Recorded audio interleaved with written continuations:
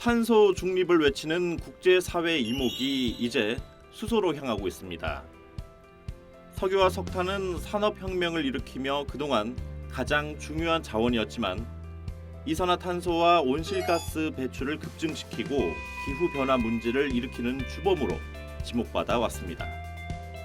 한편 미국의 에디슨 전력연구소는 현재 소비 추세로 간다면 오는 2040년경에는 석유가 고갈될 것이라고 예견했는데요. 이 모든 것을 해결할 방안으로 수소 에너지 시대, 수소 경제가 떠오르고 있습니다. 화석연료 중심에서 수소를 에너지원으로 활용하는 산업으로 재편되는 흐름에 맞춰 각국은 관련 정책들을 속속 내놓고 있습니다.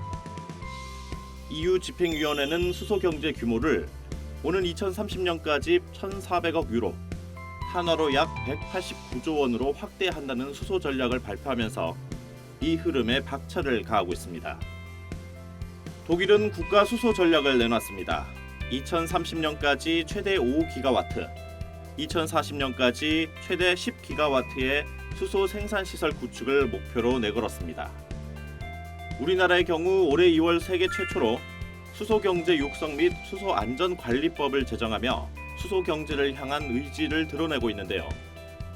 우주의 75% 이상을 차지하는 무한에너지이자 친환경 에너지로 주목받고 있는 수소.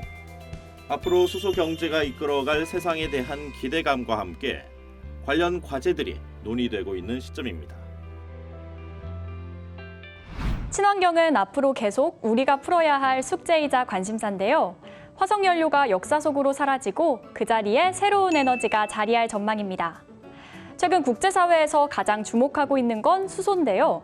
수소 경제사회로 가는 길, 지금 어디까지 와 있는 걸까요? 오늘 BGN 라이프에서 짚어보고 전망에 대해서도 이야기 나눕니다. 먼저 부산 백스코 현장으로 떠납니다. 수소에 관한 어떤 이슈가 있는지 함께 보시겠습니다. 네, 여러분 반갑습니다. 저는 산업부 송민아입니다. 제가 지금 나와 있는 이곳은 철도 박람회가 열리고 있는 부산 백스코입니다. 네, 전기차와 함께 친환경 트렌드를 주도할 아주 중요한 교통수단을 미리 만나볼 수 있기 때문인데요. 네, 바로 수소 트램인데요. 지금부터 함께 만나보시죠. 네, 여러분 지금 제 뒤로 보이는 게 바로 수소 트램입니다. 일반적인 트램하고는 조금 뭔가 다른 모습, 뭐가 있을까요? 일단은 푸른색으로 뭔가 조금 더 이 친환경적인 느낌들을 강조했다는 것들, 이런 부분들이 좀 특징인 것 같은데요. 우리나라 같은 경우에는 지난 1899년도 12월에 철도 트램이 이렇게 다니다가 이제 개통을 했다가 이제 폐선이 된 경우가 있습니다. 그런데 또다시 이렇게 친환경을 강조하면서 수소 트램이 이 자리에 다시 오게 됐습니다. 어떤 부분들이 보다 더 발전적으로 좀 더 개선이 됐고, 그리고 앞으로 미래 친환경, 미래 모빌리티로서의 어떤 그 가능성들, 어떤 부분들이 있는 건지 지금부터 함께 같이 만나보겠습니다. 자, 그리고 지금 보시는 것처럼 이 수소 트램의 위쪽으로는 수소 전지가 위치해 있습니다. 아래쪽에서는 당연히 보이지 않겠지만 저 위쪽으로 수소 전지가 위치해 있고요. 그리고 전체적으로 보시면 아시겠지만 전선이 없습니다. 예전 기존의 트램 같은 경우에는 위쪽에 전기선이 지나가고요. 그 위쪽으로 가선이 닿아서 이렇게 선과 선이 닿은 상태로 이제 이동을 할 수 있었는데, 지금 이 수소 트램 같은 경우에는 그런 모든 선들을 다 없앴습니다. 네, 지금 보시는 것처럼 이 앞쪽에 이 수소 트램, 이게 실물인데요. 자, 이 실물의 어떤 그 느낌도 굉장히 미래지향적인 느낌을 잘 담은 것 같습니다. 이제 안으로 들어가서 이 전체적인 이 수소 트램 어떤 모습인지 실내도 굉장히 궁금하거든요. 그런 부분도 한번 함께 살펴보도록 하겠습니다. 자, 이 수소 트램의 실제 실내로 들어갈 때 가장 먼저 들어가기 전에 눈에 띄는 부분이 뭐냐면, 지금 바깥쪽하고 안쪽에 어떤 단차를 없앴다는 부분입니다. 그러면서 교통 약자들을 위한 배려겠죠. 휠체어라든가 아니면은 몸이 좀 거동이 불편하신 분들이 타시기에도 편할 수 있도록 이렇게 구성을 해 놨습니다. 그리고 안에 타자마자 좀 둘러보면은, 네, 왼쪽으로 한번 먼저 보겠습니다. 넓은 공간이 나오는데요. 이 공간 같은 경우에도 굉장히 효율적으로 좀 구성을 했습니다. 트램은 말 그대로 어떤 지하철이라던가 어떤 이런 전철의 그런 개념이 아니기 때문에 도심지를 쭉 도는 그런 용도로 쓰이기 때문에 보다 더 사람들이 많이 탈 수 있고 효율적으로 탈 수 있는 부분들이 굉장히 중요한 것 같습니다. 네, 그러다 보니까 이처럼 공간 구성도 앉는 의자보다는 오히려 섰을 때 보다 더 사람들이 효율적으로 서 있는 모습을 볼 수 있도록 구성을 해 놓은 것이 좀 눈에 띕니다. 근데 요런 기둥 같은 경우에는 뭐 이렇게 열어서 뭐 판을 쓰거나 이런 부분들이 아니라 사람들이 이렇게 편하게 서서 기대서 갈 수 있도록, 네, 또는 뭐 기대서 밖을 내다볼 수 있도록, 네, 이렇게 편하게 갈 수 있도록 구성을 해놨습니다. 이런 부분들도 굉장히 단거리, 짧은 거리를 가기에도 조금 편하게 갈 수 있는 부분들, 그리고 또 이 탑승자를 배려한 부분이다라고 볼 수가 있겠고요. 그리고 위쪽으로는 이렇게 또 물건을 좀 올려놓을 수 있는 선반도 준비가 되어 있고요. 그리고 앞으로는 기댈 수 있는, 편하게 기댈 수 있는 부분들도 있습니다. 자, 그리고 이 위쪽으로도 천장으로도 뭔가 이렇게 좀 앰비언트 라이트를 쭉 두르면서 보다 더 아늑한 느낌들을 많이 표현을 했습니다. 그리고 이렇게 보시면은 다양한 정보들을 또 한눈에 볼 수 있죠. 뭐 미세먼지, 뭐 오늘 날씨, 그리고 오늘 날짜, 그 다음에 뭐 시간, 이런 것들도 다 표현이 되어 있어서 굉장히 좀 타고 가면서도 좀 이렇게 지루하지 않게끔, 그리고 다양한 정보도 얻을 수 있게끔 하는 요소들이 잘 담겨 있고요. 그리고 위쪽으로는 이렇게 레터링이 다 들어가 있습니다. 그래서 보시면은 기존에 있는 그런 어떤 뭐 그 스크린하고는 좀 다른 느낌으로 전체적으로 둘러다 보니까 개방감도 훨씬 더 느껴지고요. 그리고 실제 도심을 달리다 보면은 바깥을 내다보는 경우도 있지만 이렇게 안을 들여다보는 경우도 많이 있는데, 그랬을 때 다음 역이 어디 있는지, 그리고 얼마나 가면은 다음 역에 도착하는지, 그런 부분들까지 정확하게 다 묘사를 해놨습니다.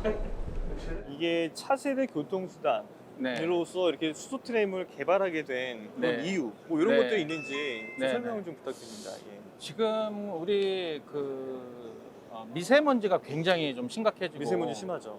환경 오염도 굉장히 심각하잖아요. 네. 그리고 이제 탄소 제로로 이제 가야 되는데, 그렇다 그러면은 이제 수소 연료 전지, 수소를 에너지원으로 쓰는 에너지가 반드시 지금 필요한 상황이고요.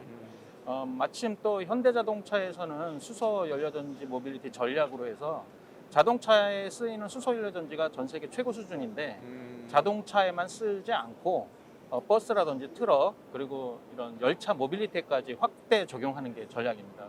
저는 그 부분이 좀 많이 좀 와닿더라고요. 지금 네. 요즘에 대기오염 많이 심하잖아요. 네. 미세먼지 심해지고. 네. 근데 지상을 다니면서 네. 자연스럽게 공기 정화를 한다? 저는 네. 이게 어떤 개념인지도 좀 궁금한데요. 네, 그러시죠? 어떤 부분인가요? 일반 전동차도 오염을 실제 시키지는 않지만 수소 전기 트램은 오히려 이제 환경 정화 기능이 있거든요. 그게 어떻게 되냐면 이제 원리 자체가 수소 통에는 수소를 가지고 다니고 공기는 이제 산소를 가지고 있잖아요. 그러니까 네. 산소는 공기 중에서 가져옵니다. 수소는 99.99% 완전 순소고, 거기서 산소도 이제 가져와야 되니까 그 와중에 공기를 가져오면서 필터를 3개를 써요. 그래서 그 중에 미세먼지를 99.999% 완전히 정화시키는 거죠. 그러니까 이 수소 트램 한 편성이 다니면 네. 1시간 다니면은 한 110명 정도 성인이 숨 쉴 수 있는 공기를 그냥 공기 정화기가 정화시킨다, 이렇게 보시면 됩니다. 1시간 동안에 네. 110명 정도의 네. 성인이 숨 쉬는 네. 네, 그런 정도의 네. 미세먼지 정화 기능. 공기 정화기다. 공기 움직이는 정화기다. 공기 정화기다. 움직이는 공기 정화기 네. 맞네요, 진짜. 네, 네. 지금 뭐 이렇게 굴러가는 모습들도 좀 보이게 있는데, 네. 수소 트램에서 어떻게 보면 좀 가장 핵심적인 기술이다라고 네. 말씀하실 수 있는 부분들, 설명해 주시는 네. 부분들 어떤 게 있을까요? 이 수소 트램에는 크게 2가지의 완전히 다른 개념이 들어가 있는데, 네. 첫 번째가 저상 트램이에요. 100% 저상 트램이거든요. 저상 이게. 트램이라는 게 저상 트램이라는 게 지상에서 높이를 맞췄다는 높이가 350mm밖에 되지 않기 때문에 예. 승마차하기가 굉장히 편리해서 노역자라든지 휠체어, 뭐 아니면 유모차 이런 것들을 아주 자연스럽게 그대로 타고 들어갈 수 있는 그런 기술인데, 네. 그 기술을 가능하게 한 게 바로 구동 시스템 대차입니다. 네. 지금 보시면은 원래는 철도 차량은 이 바퀴랑 바퀴가 연결이 돼 있어요. 네. 그래서 그쪽에 축이 높기 때문에 차체를 높여야 되는데, 지금 이 100% 저상 트램은 중간 그 차체를 굉장히 쭉 낮추기 위해서 저 차륜하고 차륜 사이에 있는 모든 장치를 바깥으로 다 빼낸 거예요. 그래서 보시면은 저 모터도 바깥으로 빼 있고요. 예. 그다음에 감속기도 바깥으로 빼 있고, 제동 시스템도 지금 바깥으로 다 빠져 있거든요. 그렇게 되면은 이게 부피나 이런 게 조금 문제가 되지는 않을까요? 그래서 이게 가장 좀 어려운 기술이고요. 아. 요 제한된 안에 모든 부품들을 다 바깥으로 빼고 그 안에는 승객들이 걸어 다닐 수 있게 만드는 그 기술이 첫 번째 핵심 기술이고요. 그건 일반 저상 트램에 대한 기술이고, 그거는 이제 저희가 처음으로 이제 자체 기술을 개발을 해서 해외 터키에 수출을 한 기술이고 네. 그 다음에는 이제 그렇기 때문에 이 바닥에다가는 어떤 장치도 설치하기가 어렵습니다. 네네. 그러니까 모든 잔장품이라든지 어떤 부품들을 전부 다 지붕 위로 올려야 되거든요. 그래서 수소 연료 전지도 마찬가지예요. 네. 그래서 수소 연료 전지도 향후에는 다 지붕 위로 올려야 되고 수소통, 그다음에 제어하는 인버터, 그다음에 에어컨 이런 네. 것들을 다 위로 다 올려야 되죠. 근데 밑에다 설치를 못하니까 굉장히 컴팩트하고 아주 작은 사이즈로 효율이 높게 그렇게 개발해야 되는 게 이제 향후에 아주 핵심 기술이라고 할 수가 있습니다. 네. 서울을 포함한 수도권 같은 경우에는 이제 교통이 워낙에 발달돼 있고 대중교통이 네. 잘 돼 있잖아요. 네, 상대적으로 지역이라든가 이런 쪽으로 오면은 네. 대중교통에 대한 어떤 좀 니즈가 많이 있으실 것 같아요. 인프라도 좀 네. 부족하고. 네, 그래서 그런 부분들을 좀 대체할 수 있을 것 같은데 그럼 네. 우리나라에서도 좀 이게 앞으로 활용할 수 있는 범위가 어떻게 될 건지 그리고 언제 정도면 우리나라 진짜 실생활에서 쓸 수 있을 건지 네. 이런 것도 좀 예측이 가능할까요? 네네. 과거에는 이제 대도시 중심이면 서울 강남 중심으로 지하철이라든지 이렇게 네. 아주 큰 대중교통 수단으로 하다 보니까 이용하기는 편리하기도 하고 하지만 비용이 굉장히 많이 들어서 그렇죠. 이런 중소도시라든지 이런 쪽에는 이런 대중교통으로서 사용하기가 좀 어려웠지 않습니까? 네. 그래서 한 단계 좀 내려간 게 경전철이지만 경전철도 마찬가지예요. 반면에 이 트램은 기존의 도로 위에다가 매립형 궤도를 깔면 어디든지 다닐 수 있고 또 특히 이 트램은 이 특수한 기술을 저희가 사용을 해서 최소 곡선을 20m까지도 다 다닐 수가 있어요. 네. 그러니까 어디든지 잘 다닐 수가 있기 때문에 중소도시, 소도시에도 많이 쓸 수가 있고 그래서 유럽 여행을 가보시면 아주 소규모 도시에도 트램이 잘 운영하고 있는 것을 보실 수가 있을 거예요. 예, 지금 예. 보시는 것처럼 수소 충전소를 복합 충전소로 해서 네. 자동차로 쓸 수 있고 트램도 할 수 있고 버스에도 같이 쓸 수 있는 개념도 있고요. 아니면은 이제 트램을 많이 운영하는 경우라 그러면은 트램 전용만 네. 기지에다가 충전소를 세우면은 충분히 될 수 있고 그 말씀하시는 네. 거는 그러면은 전체적인 뭐 대중교통, 예를 들어 교통수단, 뭐 네. 자동차, 승용차도 그렇고 네. 수소 트럭도 그렇고 네. 모든 수소 연료 쓰는 것들은 다 공유가 된다는 말씀이시네요. 맞습니다. 아, 네, 그렇구나. 저 표준 이 그 프로토콜을 사용하고 있기 때문에 네네. 충전하는 거는 다 버스나 다 똑같은 표준된 모든 게 다 걸로 동일하게 네네네. 트램까지도. 네네. 우리 H사에서 이제 앞으로 이런 좀 인프라들이라든가 이런 여러 가지 이제 모습들 청사진들을 보여줬잖아요. 네. 이걸 바탕으로 해서 추가적으로 조금 더 앞으로 어떤 모습 나가겠다, 발전적인 네. 모습 뭐가 있을 것인지 네. 좀 추가적인 설명 있으시다면 어떤 게 있을까요? 네, 지금 저희가 맨 먼저 수소 트램을 결정한 거는 지금 기술로서 가장 어렵지만은 효율적으로 사용할 수 있는 것을 찾은 것이고요. 그래서 수소 트램에 이게 적용이 된다고 하면은 지금 같은 용량의 뭐 전동차라든지 이런 쪽은 당장이라도 왜냐하면 이제 공간이 더 많기 때문에 사용할 수가 있고 대신에 이제 중간 인터시티 차량이라든지 고속전철 혹은 기관차 이쪽은 좀 더 개발이 돼야 됩니다.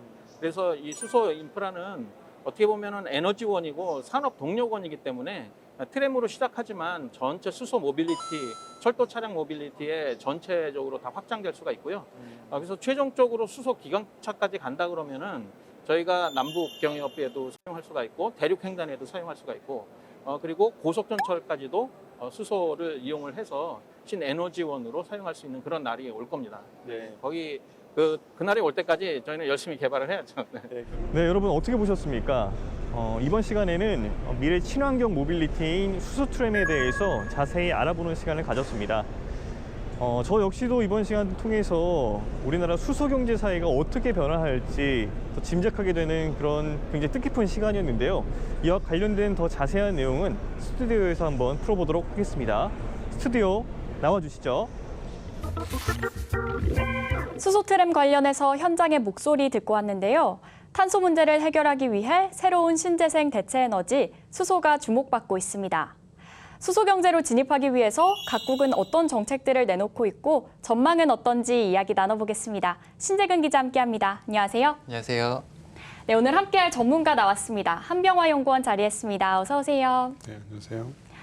네, 2050 탄소 중립을 위해서 세계 각국이 수소 정책을 내놓고 있고 또 수소 경제를 이루기 위해서 국제적인 연합도 일어나고 있는데요. 현황 알려주세요. 네, 2003년 수소 경제를 위한 국제 파트너십이 발족됐는데요. 친환경 고효율 에너지인 수소 경제의 조기 구현을 위해서 발족됐습니다. 여기에는요, 한국을 비롯해서 독일, 일본, 미국 등 22개 국가가 참여를 하고 있습니다.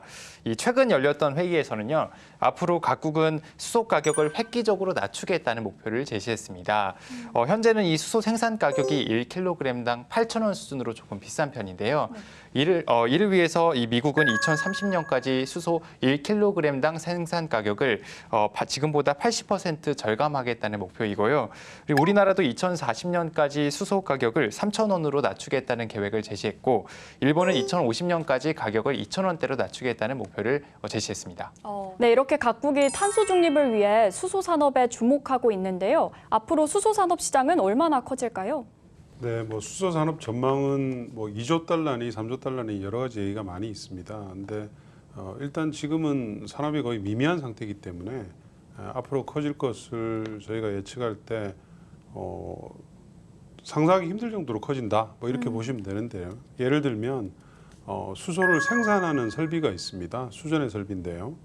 이 수전의 설비가 지난 연말 기준으로 300메가와트/아워였거든요.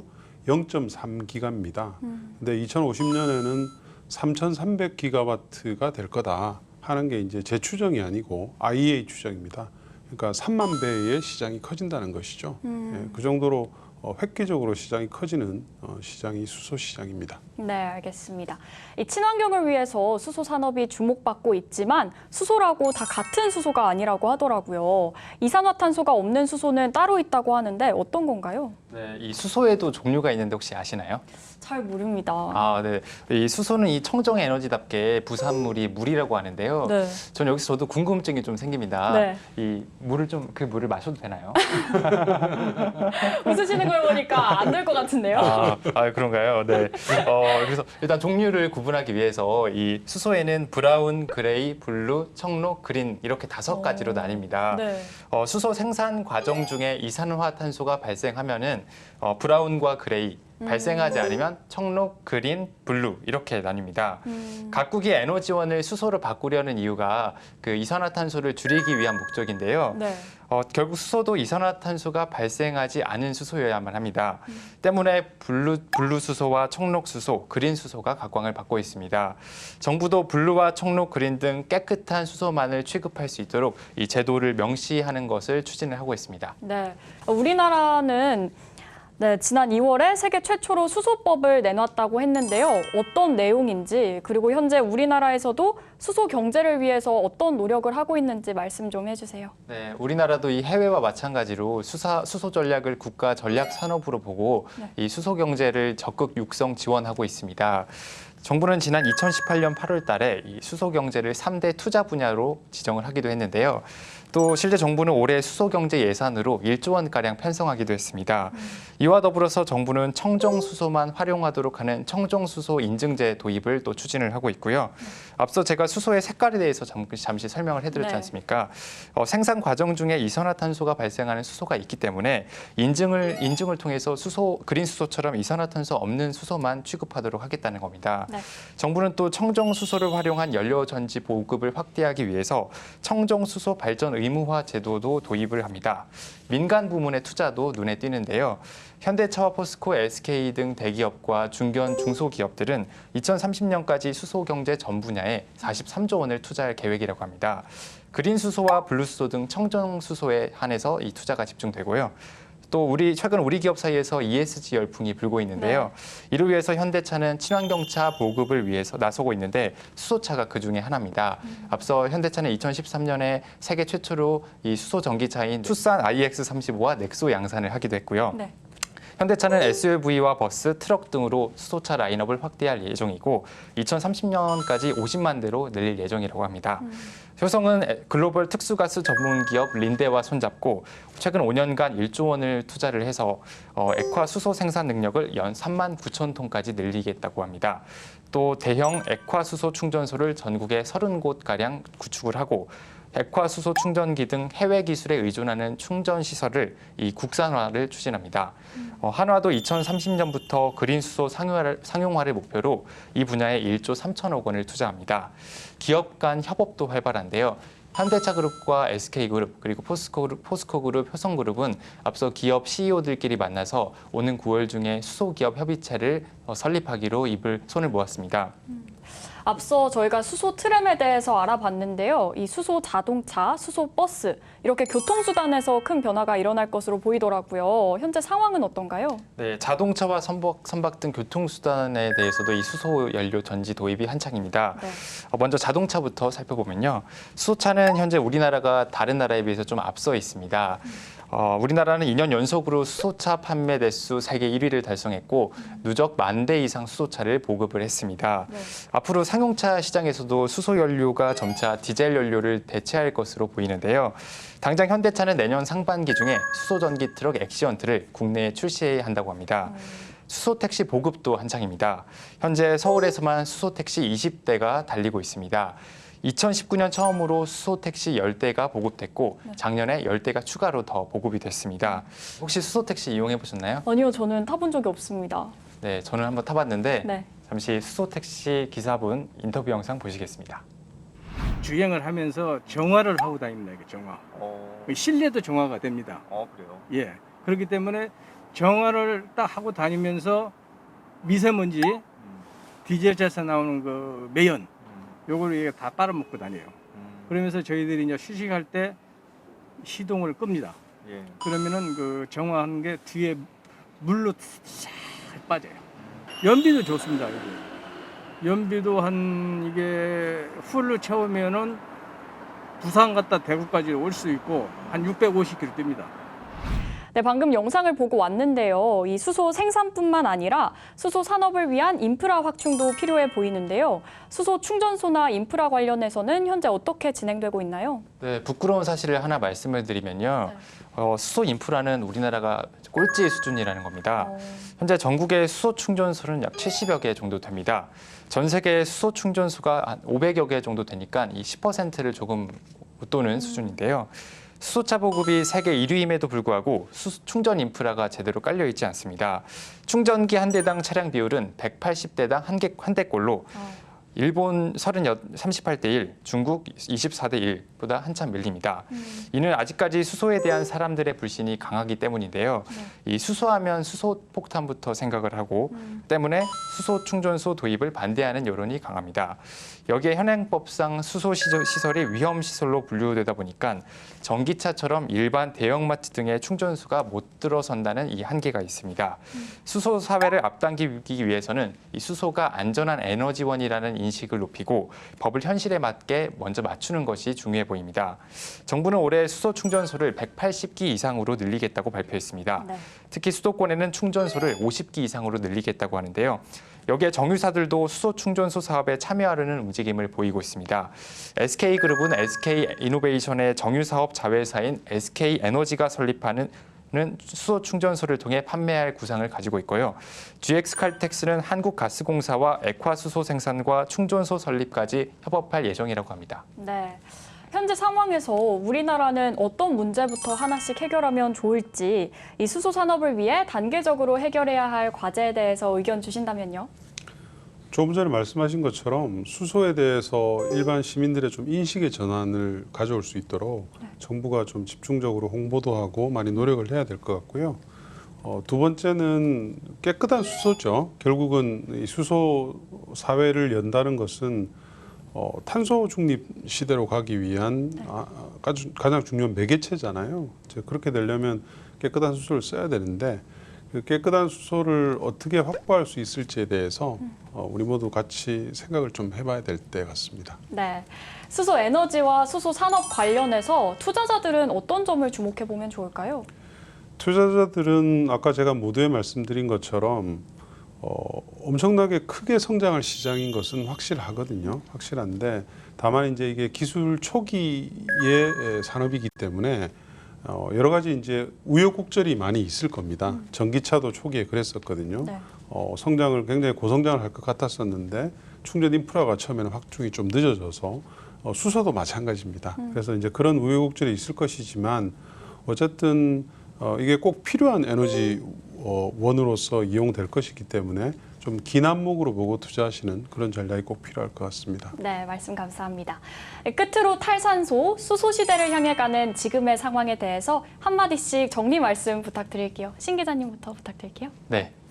수소 경제를 구축하기 위한 정부와 민간의 노력에도 불구하고 아직까지 수소 인프라 구축 등 갈 길이 멉니다.